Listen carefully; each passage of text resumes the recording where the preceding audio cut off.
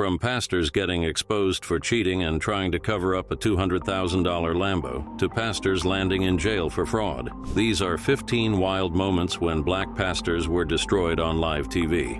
1. Bishop T.D. Jakes.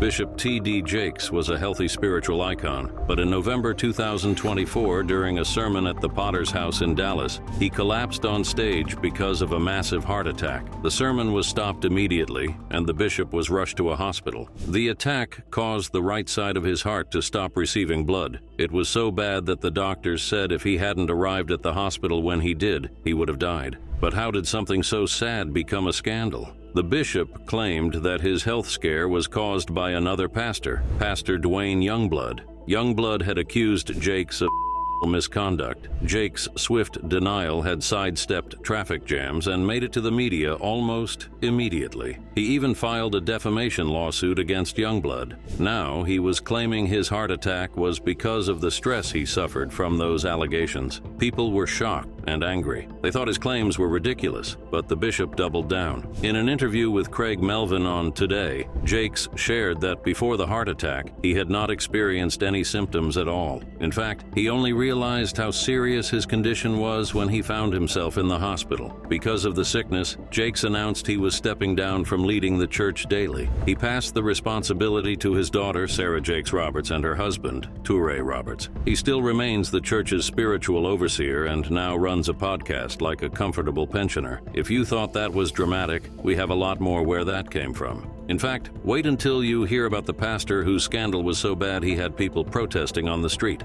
Second Pastor Biodun Fatoyinbo. In 2019, the life of Pastor Biodun Fatoyinbo of the Commonwealth of Zion Assembly, SOZA, changed forever when he became the main character in one of the biggest scandals a Nigerian pastor has ever faced. What happened? Busola Dakolo, the wife of a popular Nigerian singer, Timi Dakolo, accused him of raping her twice when she was a teenager. Busola held nothing back. In the interview, she exposed how he would visit her childhood home and have his way with her. Nigeria was thrown into a frenzy. Everyone was enraged, but for different reasons. Many vocal celebrities took Busola's side, and many pastors and religious people took Fatoyinbo's side. The faction against the pastor was very vocal about their disgust and disappointment. It even led to widespread protests throughout the country. In fact, Fatoyinbo had to step down from the pulpit temporarily. Suddenly, there were so many conversations about abuse in religious institutions. Fatoyinbo claimed he didn't do it, but only his hardcore followers believed him. According to him, he had never in his life raped anybody, even as an unbeliever. His church denied it too, even though people wondered how they could be so sure if they weren't there.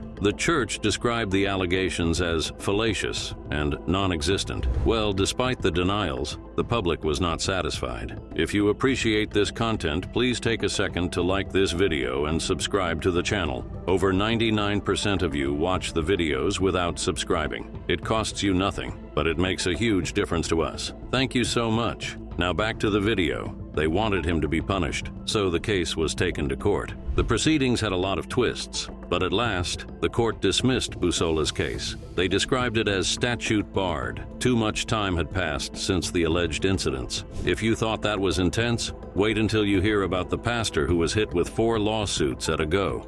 3. Bishop Eddie Long. Bishop Eddie Long built an empire. Under his leadership, New Birth Missionary Baptist Church in Georgia jumped from 300 members to over 25,000. It even became one of the nation's largest megachurches. But in 2010, that legacy he built crashed. Why? 4 young men filed lawsuits against him. They all accused him of using his influence to force them into relationships. They even claimed he gave them gifts and offered them trips and other incentives from the church. Of course, his members were angry. He lost a large number of his 25,000 members in just a few months, and fewer members meant less money. So, Long panicked. He tried to deny the allegations. He said he had devoted his life to helping others, so he was shocked at the false allegations. Well, despite his denials, he still settled the lawsuits out of court in 2011 for amounts accounts we might never know. But this story has a tragic ending. In 2017, Long passed away at the age of 63 from cancer. How sad. Moving on, no list would be complete without the preacher who quoted Chris Brown in the middle of a sermon. 4. Pastor Jamal Bryant.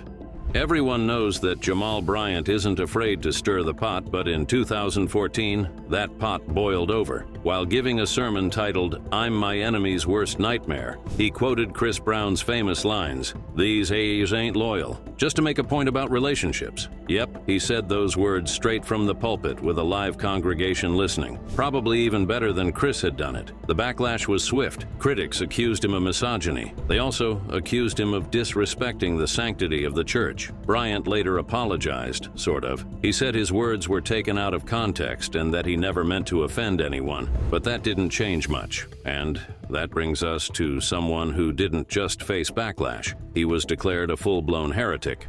5. Pastor Carlton Pearson.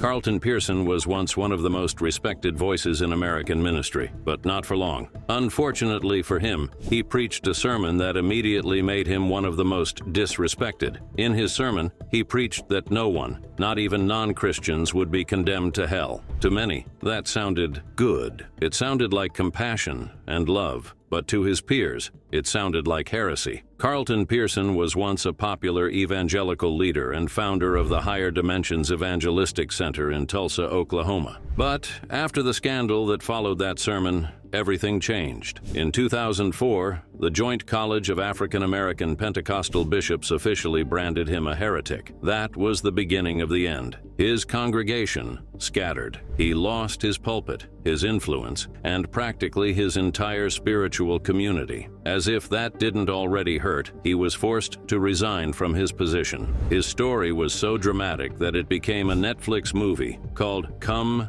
Sunday. You should see it. The movie shows his theological journey and some of the challenges he faced. Pearson paid the price for challenging church doctrine. Many said his own hell came quickly. Still, he also sparked one of the most powerful theological debates of our time. Speaking of public apologies and pulpit confessions, the next pastor had to face both. Let's see how. 6th Pastor John Gray.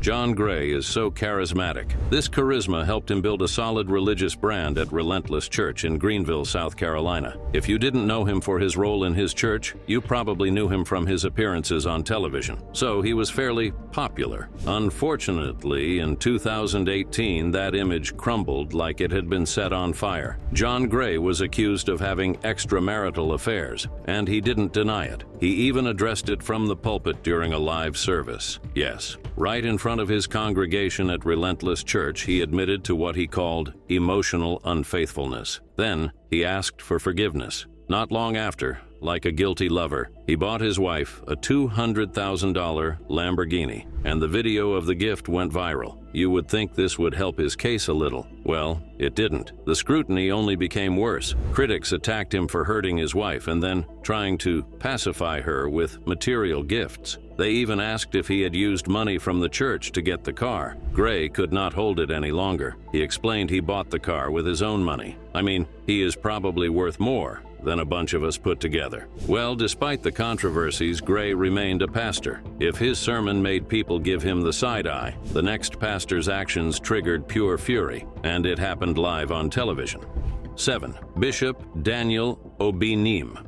In 2016, Bishop Daniel Obinim of the International God's Way Church in Ghana took discipline to a whole new level. During a live church service in Ghana, he brought 2 teenagers out and flogged them. He accused the teens of having premarital, which led to the girl's pregnancy. To make it even more ridiculous, the flogging was broadcast live on television. Of course, the video spread like wildfire across Ghana and beyond. And the outrage followed immediately, as it should. Things got even worse when the Ghanaian Minister of Gender, Children and Social Protection, Nana Oye Lither, filed a complaint with the police. Obinim was arrested immediately, but the public's anger did not stop his loyal followers from fighting to save his head. They flooded the police station like flies and demanded his release. They even defended his actions better than any lawyer would. The conversation went from being about overstepping authority to the fanatic loyalty of some religious followers. Obanim was already a controversial figure before this. He was well known in Ghana for his theatrics. This time he had gone too far. But while that scandal happened in West Africa, back in the U.S., a flashy Brooklyn pastor was about to go viral for all the wrong reasons. 8. Pastor Lamore Whitehead. Pastor Lamore Whitehead of Leaders of Tomorrow International Churches in Brooklyn was already famous for his designer suits and flashy jewelry that cost millions. But in July 2022, he became even more famous. Some masked gunmen robbed him during a streamed Sunday service. The thieves took over $1 million in jewelry from him and his wife right on camera. The clip was everywhere. News outlets, Twitter, Instagram, etc. But only a few people focused on the robbery. The rest were wondering who the pastor dripping in ice like a rapper while preaching the gospel was. They didn't like it, so they attacked him for being too showy. They even claimed he was not being humble enough as a pastor. Well, as it turns out, his problems were about to get worse. In June 2024, Whitehead was convicted of fraud for swindling $90,000 from a follower. Prosecutors said he used the money to buy luxury items. Of course, that wasn't very hard to believe. He was sentenced to 9 years in prison. And just like that, the man who once claimed to be the hood's bishop became, well, exactly that. While the dust settled on Pastor Whitehead's legal drama, another Nigerian pastor found himself censored, not by the courts, but by a TV station. Check this out. But before you do, if you're enjoying this so far, make sure to hit subscribe. We've got even more wild scandals coming up. 9. Pastor Tunde Bakare. On January 4, 2015, Nigerian viewers watching Channels Television were shocked when Pastor Tunde Bakare's sermon ended abruptly. They had been enjoying his sermon when he was suddenly cut off mid-sentence, and his time hadn't elapsed. What happened? Well, the sermon, which was part of his Moment of Truth series, had left the scriptures and become political criticism. So, of course, the station pulled the plug. Bakare, pastor of the Latter Rain Assembly and a former vice presidential candidate, was never afraid of speaking his truth. So this incident annoyed his followers. They wondered why he wasn't allowed freedom of speech. They applauded his boldness, too. But no one else but them saw what they saw. Everyone else said the station did the right thing because the pulpit was not a political podium. They argued that there was time for everything and there should be a limit to a preacher who could or should go on criticizing the government on air. Anyway, while Bakare's mic was cut off for political criticism, the next pastor made headlines for something far more personal and far more serious. 10. Pastor Creflo Dollar. In June 2012, Pastor Creflo Dollar found himself in handcuffs. You would not believe what got him there. The founder of World Changers Church International in College Park, Georgia, was arrested on charges of battery and cruelty to children. If that shocked you, wait till you hear he had allegedly choked, hit, and physically tried to restrain his 15-year-old daughter during an argument. According to the Fayette County Sheriff's Office, Dollar had grabbed his daughter by the neck and hit her with his shoe. The argument started when his daughter tried to attend a party, and Dollar refused. So, the pastor decided not to spare the rod or the shoe. His other daughter even stood as a witness against him. Of course, Dollar denied the allegations. He explained that the incident wasn't that bad and had been exaggerated. According to him, he only spanked his daughter and wrestled her to the floor. As if finally hearing himself, he agreed it was discipline gone too far, but not abuse. People wondered how a preacher of peace could be that violent. The case was eventually dropped after he completed anger management and a pre-trial intervention program. Dollar apologized, but one pastor did not. In fact, he took things to a whole new level with sermons so controversial they made even his peers flinch. 11. Pastor Tony Smith. Pastor Tony Smith, leader of the Atlanta-based Tony Smith Ministries, does not believe in sugarcoating the gospel. He does not believe in apologies either. From his pulpit, he has used slurs, denounced LGBT+, and even called other denominations blasphemous. His sermons are without filter, yet they are all over YouTube. Smith's supporters say he's just telling it like it is, but critics have been enraged. They say his words are too hateful. Well, in a very popular and widely viewed video, Smith called women whores and Jezebels. Now, no one could ignore this. The backlash on social media was wild. There were even protests outside his church. Smith was even attacked by some church communities. Why were they so angry? Because his sermons allegedly contributed to division and self-hate. But the stones they threw at Smith didn't stop him. In fact, he has built a reputation with them. As far as he is concerned, he is preaching the truth as he interprets it from the Bible. He even said God's truth doesn't need to be politically correct. Not only is he so unapologetic, but he has refused to soften his language. So he has remained controversial. Bishop Noel Jones can relate to being controversial. He became one too after delivering an old-school message about gender roles that didn't sit well in the ears of people in our modern world. 12th Bishop Noel Jones. In 2012, Bishop Noel Jones, senior pastor of the City of Refuge Church in Gardena, California, faced hate. What did he do? He delivered a televised sermon that many thought was tone-deaf, derogatory to women, and even deeply misogynistic. In that sermon, Jones said that women should not seek equality with men. He said they should remain supporters instead. To some, it sounded like a throwback to the past. To others, it was an outright insult. And so the backlash was swift, especially on social media. Feminists and faith leaders came for his throat. They slammed him for repeating harmful patriarchal values and trying to use the scriptures to cover it up. They even claimed he was trying to stop the progress of gender equality within the church. Well, the criticism was harsh, but it wasn't harsh enough to make Jones issue a public apology. He continued living his best life until the controversy gradually died on its own. But the clip still circulates anytime conversations about women in the church heat up. You might be thinking the controversies cannot get any more scandalous. Well, the next pastor went viral, not for what he did on the pulpit, but for what he was allegedly doing off it. 13th, Pastor David E. Wilson. In October 2019, Pastor David E. Wilson of Bible Way Ministries and World Outreach Inc. in Texas trended for all the wrong reasons. What happened? A sexually explicit video. Yes, an alleged SS. The clip showed a man who resembled Wilson engaged in a sexual act. The drama that followed the clip was embarrassing to many churchgoers. But like Pastor Jones, Pastor Wilson refused to confirm or deny anything. He used silence as a strategy, and it might have worked well in his favor, eventually. But before it did, the court of public opinion had such a field day. Random people donned their legal wigs and defended him. Others denounced him, and a few became jesters, making silly jokes with the clips. The few who defended him questioned the authenticity of the video. They pointed out that it might not be him in the clip after all. Whether it was him or not, the damage was done, and the church was left to pick up the pieces. But while Pastor Wilson's scandal was later buried by his silence, Pastor Alf Lukow's controversy remained loud and cringeworthy. 14. Pastor Alf Lukow.